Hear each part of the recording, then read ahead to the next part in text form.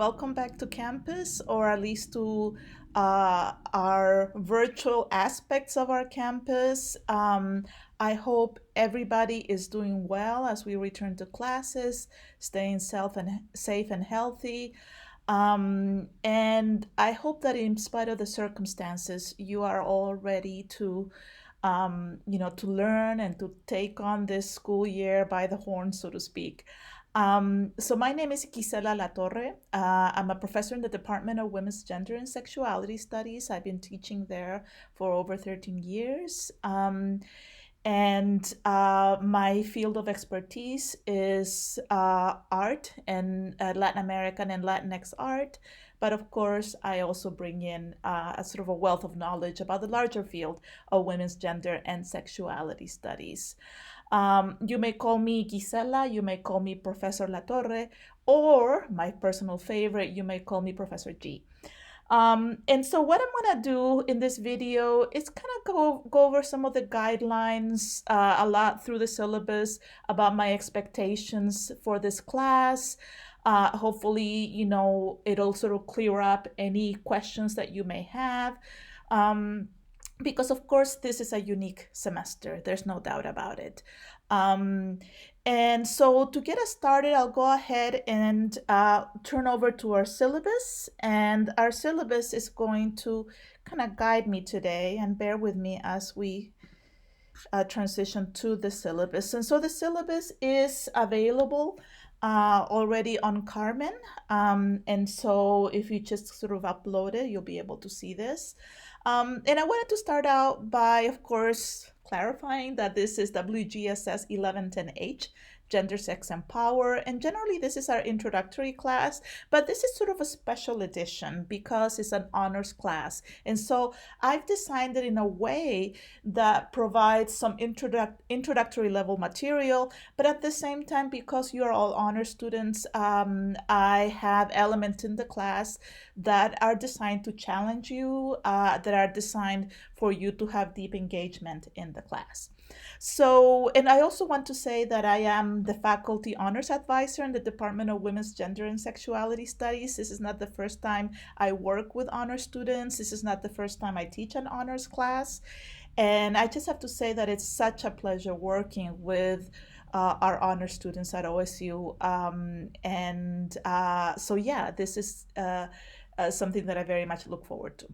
All right, so as you can see in the syllabus, you are seeing the first page where you have all the information that you need to contact me, to get a hold of me should you need anything. You also will note here that there is virtual office hours.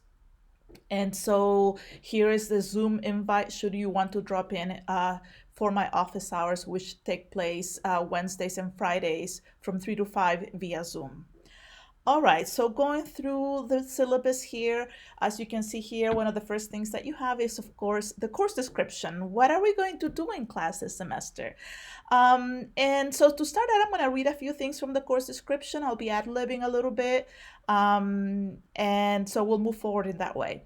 So the course description reads as follows. The course offers an introduction to the general overview of the field known as Women's Gender and Sexuality Studies. The course is designed to provide students from diverse backgrounds and disciplines with a basic understanding of the debates and perspectives discussed in the field of WGSS. That's going to be our, kind of our acronym for the semester. And I want to also underscore that you don't need to have any background in this field to be in this course. For some of you, it will be the first time that you even hear about a lot of the concepts and a lot of the ideas that we are going to be talking about in class. But I think that a lot of you are going to be familiar with some of the key debates and the key conversations that we're going to be having in class because you live in a world, and the world, is defined by gender. And so I think a lot of things are going to be familiar to you. Continuing, though the class will pay particular attention to the lives and experiences of women and gender others, we will also focus on the ways in which gender shapes the everyday lives of everyone, including cisgender men. And this is something that I want to really, really stress here, that there is this perception out there that if you take a class in women's studies or gender studies, that this is not a class that is sort of welcoming or inclusive of men. And that is actually completely untrue, because we all live in a gender social system, and we're all affected by gender in different ways. Some of us are negatively affected by gender constructs. Some of us have privileges within this system, but we all are part of this system. And so I want to, I guess, underscore that a WGSS class is good for everybody. All right, continuing on. We will address key questions and ideas that come from WGSS, such as ideas about like what is a feminist, and hopefully dispel some myths or some, maybe negative definitions of what a feminist is. We're going to be talking about what do we mean by gender, what does gender mean, and how we define it in the class. Why do we speak about concepts such as patriarchy? That's also going to be very important. Also, another concepts are what are hierarchies? This is kind of like a semi-fancy word that we use to talk about how society puts us in a hierarchy, puts us in a kind of pecking order where some of us have more power, where some of us have more privilege, and others don't. Other concepts, how do we define white supremacy? This is it could be a touchy concept because some people feel like, are you calling me a white supremacist? And that is not what it's about. It's about understanding it as a system.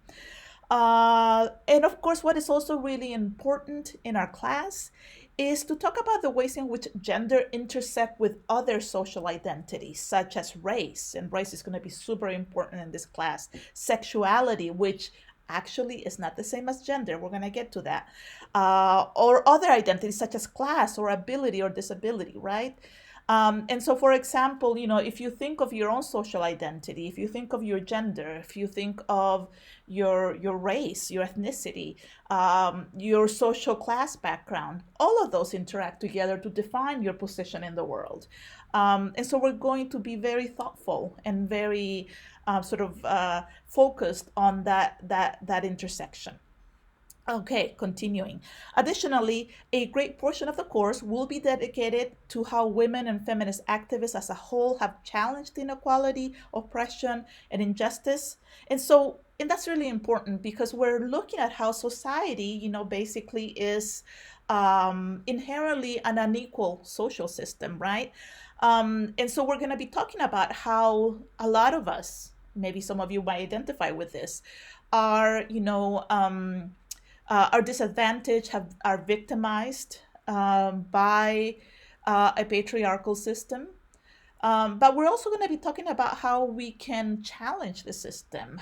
What are the ways in which we contest that system? And we can do that by looking at how activists have gotten together and have organized social movements that contest and challenge the power hierarchies that exist. And so continuing on, thus, our discussions will go beyond narratives of victimization and marginalization and will enter into the realm of empowerment and self-determination in the face of discrimination. So then what are those strategies that feminist activists deploy, right? But most importantly, what is a society, free of oppression look like to a feminist? What are the characteristics of that society, right? And so that gets us into the realm of imagining, right, a different world.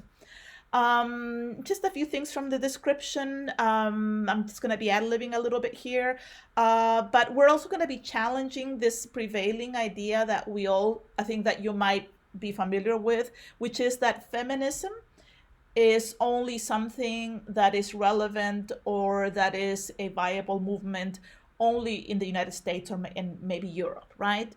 And so we will be spending some class time talking about how feminist activists have been creating spaces of feminist resistance in other parts of the world, right? And how does feminism and gender equality look differently in different contexts, in different social, national, cultural contexts. And so we'll be touching upon that as well. All right, so I'm moving on the syllabus, and so now I'm going to transition a little bit into I think what the part is the more pragmatic part, right? What is this? What is going to be the basic format of this class? This is a hybrid class, so basically it'll be part online, part in person or synchronous. And so I want to be as clear as possible to underscore, the parts of the class that are online and the parts that are in person or synchronous. And so I'm reading here. WGSS 1110H will be delivered in a hybrid format, part online, part in person. We will meet only once a week, so on Friday, so 9:35 to 10:55 a.m. That's our class time, okay? But that's only on Fridays. We're going to be meeting in person. However, you will need to carry out a considerable amount of work online in preparation for those Friday meetings. I recommend that you adhere to the following schedule. Now, this is roughly it's a recommendation, okay? So Tuesdays, I recommend that you watch the PowerPoint lecture. It'll be posted on Tuesdays by 9 a.m. On Wednesdays would be a good day for you to finish the readings. There's going to be weekly readings, obviously every week. And then on Thursdays, I recommend that you take, excuse me, I actually, that's more than a recommendation. You are required to take the Carmen weekly quiz, and that quiz is available from Thursdays at noon to Fridays at noon. And then finally, your week ends with our Fridays in person or via online streaming meetings. And this is the only part that's going to be happening real time, where we're going to be meeting at a particular time. And in the case of those of you who come to class in person, in a particular place. So do note that the Friday meetings, you have the option of either meeting via Zoom or meeting in person.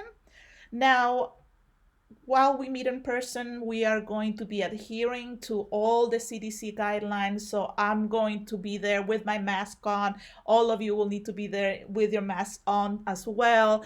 I'll be wiping surfaces. We'll be maintaining social distancing.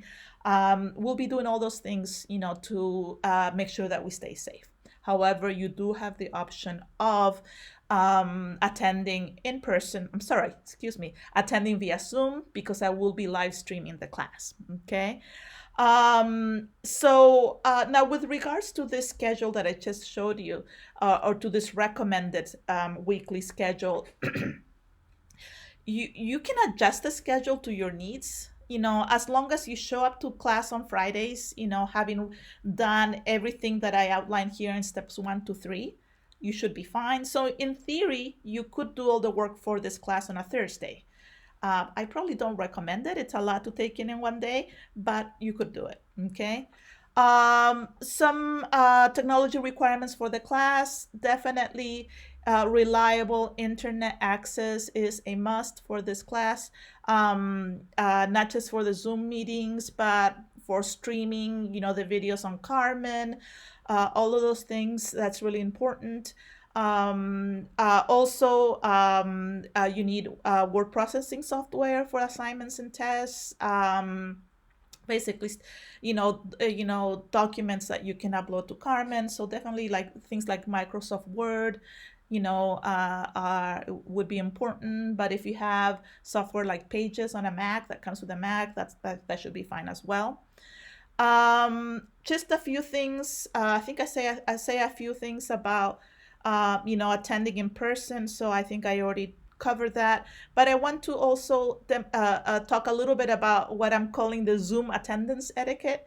That basically, if you are in class via Zoom, make sure that you keep your cameras on during class. Last semester, when we went online and I started using Zoom in my classes, a lot of the students, pretty much all the students, turned off their cameras. And so basically, I couldn't see anybody's faces. I couldn't see if people were present. And it just didn't really help with the discussion to just be talking to a blank or to a black square on the screen. So please keep your cameras on. You may keep your microphones off, and then turn them on when you're ready to talk in class. So please, that's going to be very important. All right, just I'm gonna go skip a few things over the syllabus. I'm going to just make sure that or recommend that you go over those yourself. But I want to just touch on a few things. And so here I am in the section on required materials. There is no text for this class. You don't have to purchase anything. All the readings are uploaded or will be uploaded to Carmen. I may ask you to buy some art supplies. I'm still kind of figuring that out. If I do, it will not exceed $30. Probably even less. But I just wanted to give you a heads up that we are actually going to do a feminist art project in the class, and I'm very excited about that. And you may need some supplies, but I'll keep you posted on that. Okay, course requirements and grading. Just want to go over a few of these. First, participation in discussion is so important, that you are engaged with our conversations, that you are participating in the questions that I post to you. And that's one of the reasons why we're meeting in person on Fridays, is because that discussion is going to be so important. And so please note that participating in discussion, and I'm not just talking about being physically present in the classroom or being just sitting in front of your computer attending the class via streaming. I'm talking about really participating and talking during our conversations. You will also have weekly Carmen quizzes, and these are quizzes that are going to be multiple choice. They're just there to test your knowledge of the lecture and the readings. And so, of course, you will need to watch the weekly lecture that I upload. You need to finish the readings, and then you'll be ready to take that quiz. And the quizzes are going to be always, in most weeks, are going to be available from noon on Thursdays to noon on Fridays. Just a few things about the midterm and final exam. These are going to be essay exams that you do via Carmen. I will post 2 prompts for essay questions, and you will need to write a detailed essay on those questions. And the midterm will cover weeks 1 through 7. And then the final exam, which is going to have the same format. The only difference is that it'll cover weeks 9 to 14. So the midterm exam covers the first half of the semester. The final exam covers the second half. But completely, they're both done online with the same format. Other elements in the class, you will write a current event paper where I will ask you to select an event or an issue that is making the news. And I'm going to ask you to use some of the tools, some of the feminist tools that you've been exposed, that you're getting from the class rather, to write an analysis, on that current event. And there's so many things going on in the news, so I'm sure you will have no problem selecting that event. But the important thing about this paper is that you use that feminist framework, that you look at the current event from a feminist perspective, in other words. And so how does the view of that event change from the one that you see usually in the mainstream media that does not use a feminist lens to look at the world, generally speaking? But I will provide you more guidelines and more specifics. You will also have a feminist art project, as I mentioned previously. I am now in the works, or I'm in the process rather, of getting an artist, a performance artist, to do an online feminist art workshop. And so hopefully that workshop will help with you putting together your feminist art project. I will ask you to take a photograph of your project and then write an artist statement. And again, more information is forthcoming, but that's due pretty much on the last week of classes. All right, so those are the expectations. Those are the the various assignments that we have for the class. And so I want to move through a few things, other policies in the class. Um, Attendance policy, you are allowed 2 unexcused absences during Friday discussions without affecting your course grade. Beyond that, I will subtract 10 points or 5% of your final grade for each additional absence. Um, and I guess what I want to clarify here is by attendance, I mean attendance either in person or either in Zoom. Okay, you are required to do either one. All right. Now, and that gets to my next part: personal emergencies. If for some reason, you are unable to attend class due to a personal emergency, due to an extenuating circumstance, please let me know. I will do my best to work with you. And I know that, given the times that we live in, we are actually living in a large national emergency, so I will be flexible. I will do everything I can to work with you if you are unable to be in class during those Friday meetings. Or whether you have an extenuating circumstance that is also preventing you from finishing an assignment. Absolutely, please let me know, and I will do everything I can to support you, because as you know, we're all in this together, and we're all doing our best as we move forward with our lives, in the midst of this pandemic. All right, I'm still scrolling here. A few other things that I'll just have you read on your own. But I want to just pause here with our section on class discussion etiquette. In this class, we are going to take up some really potentially controversial issues. I expect that a lot of you are gonna either disagree with each other, you disagree with me, disagree with the readings. And what happens with WGSS classes is that students come into class, being exposed to ideas or points of view that they've never been exposed to, or that might run counter to maybe the worldviews that you're familiar with, or the values and ideas that are important in your families. And I understand that, I get that, but at the same time, we're going to be respectful to each other. I will be respectful. I make that pledge to be respectful if you say something that I disagree with, or that I feel like, oh well, could we look at it at a different way, right? And so definitely let's disagree with each other. That's absolutely fine. And in fact, disagreements and discussions are how we learn and how we grow. But again, let's keep it civil. No personal attacks, heckling, loud speaking, or stonewalling. So let's just keep in mind that discussion etiquette.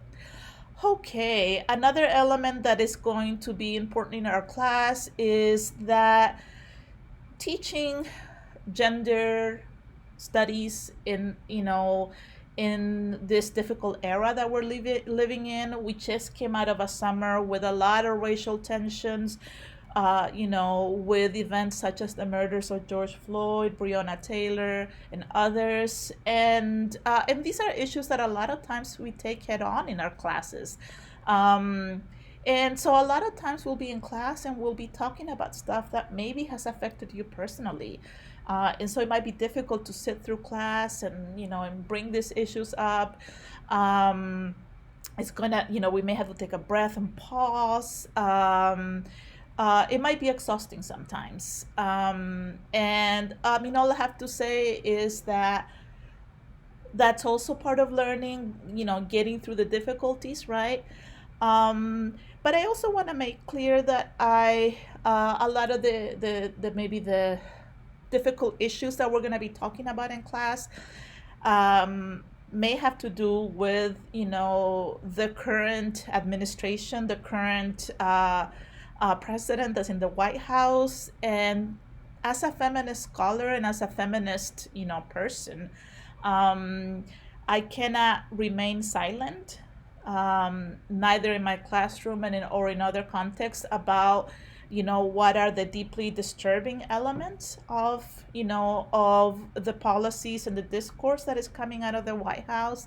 And this is true of any administration, but I think that these issues have become a lot more visible since this administration, since the 2016 presidential election.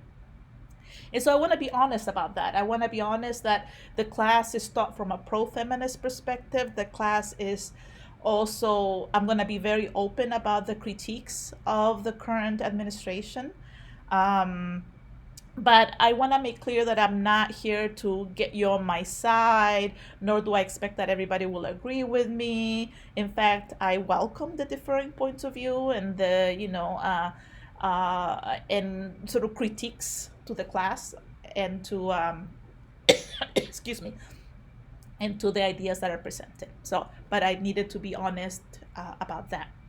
All right, just a few other things. For example, trigger warnings. So trigger warnings are basically sort of forewarnings that I will provide in class if I'm getting ready to present potentially disturbing or upsetting material to some people. I will do my best to let you know beforehand if I'm going to address something that could be triggering. And I want to make sure that the class doesn't negatively affect your mental health. And so I will do my best to excuse me, I will do my best to let people know that I will be discussing something potentially disturbing. Okay. I think that perhaps the section in class that might be most sensitive is the section on gender violence. In that section, I will be talking about the problem and the issue of sexual assault on university campuses. And that is very sensitive and potentially triggering, and I do my best to talk about it in a way that is sensitive, in a way that is not explicit of the attacks themselves, but more focusing on the structural inequalities that exist on university campuses. So that's going to be maybe a very difficult topic. Excuse me. I should have grabbed that glass of water. Okay. Now, again, having said all this, you may expect some discomfort in class from time to time. You may feel like, oh my God, this class is like attacking me or attacking a belief that I really feel very invested in. And so I guess what I have to say that sometimes when we are learning about gender oppression, when we're learning about structural inequalities, a lot of topics are difficult to take in. And so I guess I'm also more broadly asking is for you to,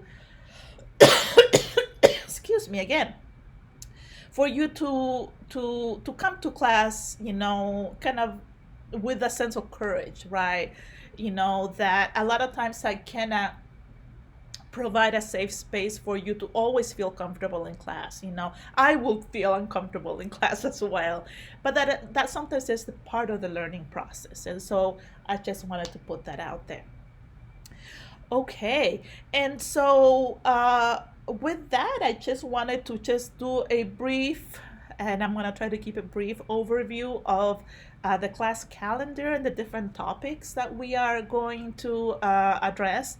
And what I wanted to say is that the class calendar will be your best friend in this course, because as you can see here, each week I provide you with a schedule of things to do, right?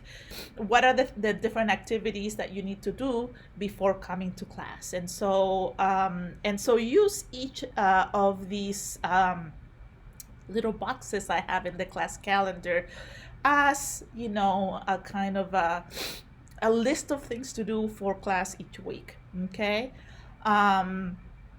And so now, in terms of the topics, we're going to be covering a wide variety of topics that are related to WGSS.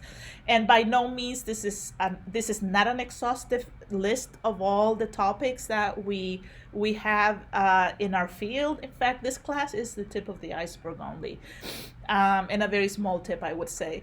And so we'll start out class by covering some basic terms that are very central to feminism and to the larger field of women's gender and sexuality studies. We're going to start out on week 2 by taking on the topics of gender, power, and feminism, and trying to deconstruct what those three terms mean.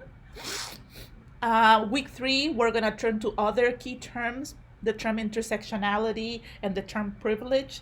These are also very important in our field, and so we're going to be talking about, what those mean and what are the implications of those terms in our lived experiences, right? Um, we're going to be talking also about the concepts of body politics and gender performance, also very important concepts.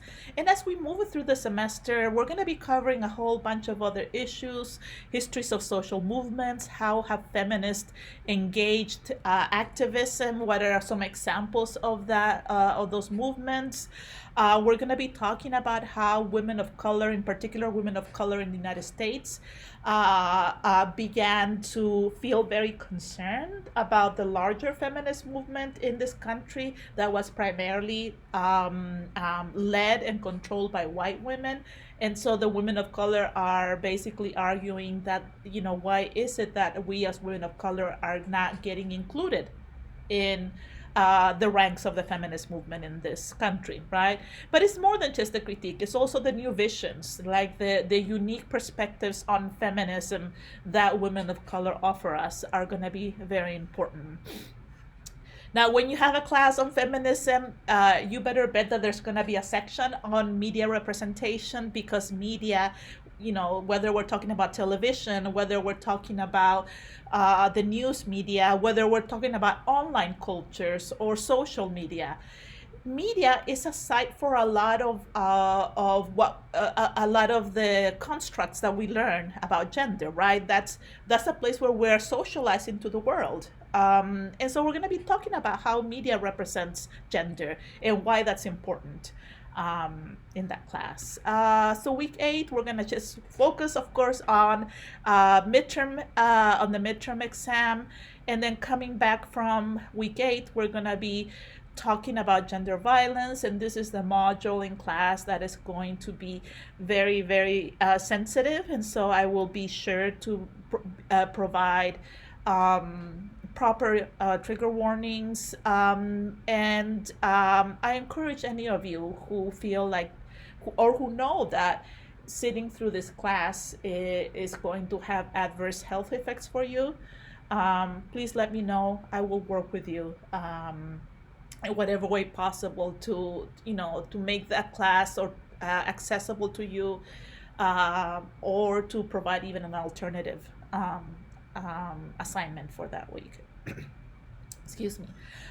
Week 10, this is the week before our presidential election. We are going to take on the topic of women, gender, and politics, and I will be talking a lot about the history and the of presidential elections, and why is that gender is so important to consider when we think about who gets elected to public office.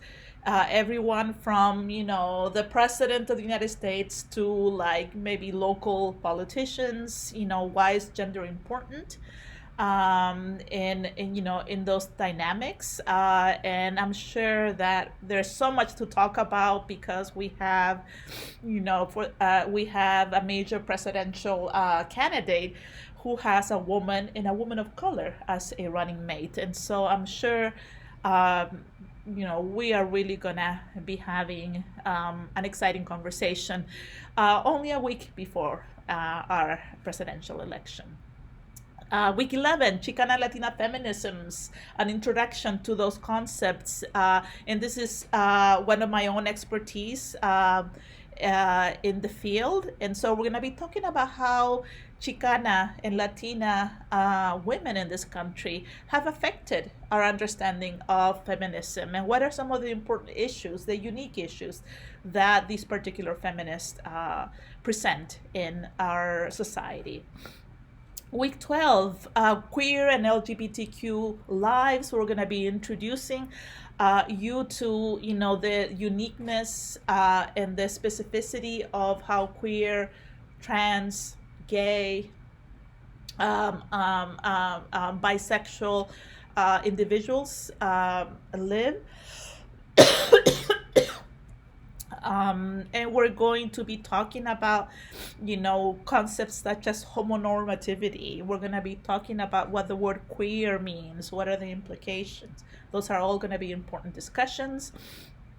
Then we're going to be talking about feminisms online. This is on week 13. How has feminism been present in online spaces? And of course, very important to talk about here is, social media. How have feminists used the tool of social media? Whether it's Twitter, whether it's Facebook, what else is out there? TikTok, right? But we're also going to be talking about how people who express feminist ideas online are also subject to some very kind of violent backlash against them, with everything, with threats of violence, and so one of the larger questions, of course, is what is at stake for feminists when they go online?